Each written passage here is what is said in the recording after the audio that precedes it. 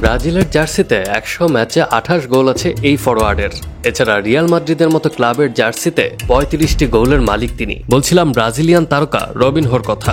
অমিত সম্ভাবনা নিয়ে ফুটবলে আগমন হওয়া রবিনহো এখন বই পড়ে আর টিভি রেডিও ঠিক করে জেলে সময় কাটাচ্ছেন। স্প্যানিশ সংবাদ মাধ্যম মার্কার তথ্য অনুযায়ী সাজা কমাতেই এই পথ বেছে নিয়েছেন তিনি। কিন্তু কি কারণে তারকা খ্যাতি পাওয়া এই ফুটবলারের জীবন কাটছে বন্দী হিসেবে জেলখানায়?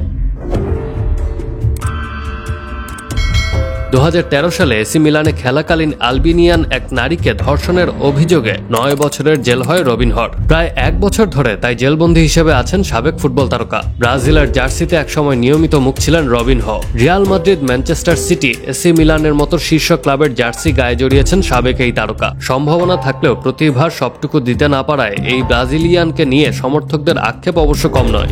একসময় মাঠ দাপিয়ে বেড়ানো এই রবিনহোর দিন কাটছে এখন জেলখানায়। এসি মিলানের হয়ে খেলাকালীন ২০১৩ সালে আলবেনিয়ান এক নারীকে ইতালির এক নাইট ক্লাবে ধর্ষণের অভিযোগ ওঠে রবিনহো ও তার ৫ বন্ধুর নামে। অভিযোগ প্রমাণিত হওয়ায় ৯ বছরের কারাদণ্ড পান এই ব্রাজিলিয়ান তারকা। বারবার সাজার বিরুদ্ধে আপিল করলেও কাজ হয়নি। গেল বছর ব্রাজিল পুলিশ গ্রেপ্তার করে রবিনহোকে। তারপর থেকেই সাও পাওলোর এক কারাগারে প্রায় ১ বছর ধরে বন্দী আছেন সাবেক এই ফুটবলার।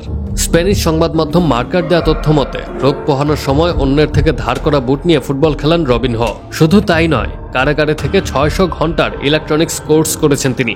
সেই অভিজ্ঞতা থেকেই নাকি এখন টেলিভিশন আর রেডিও মেরামতের কাজ করছেন সাবেক ব্রাজিলিয়ান ফুটবলার।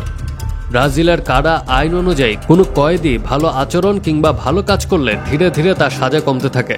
এমনকি প্যারোলে মুক্তিও পেতে পারেন তিনি। মার্কাকে দেয়া এক সাক্ষাৎকারে রবিনহোর আইনজীবী মারিও রোসো বলেছেন, সেদিকেই যাচ্ছেন সাবেক এই তারকা।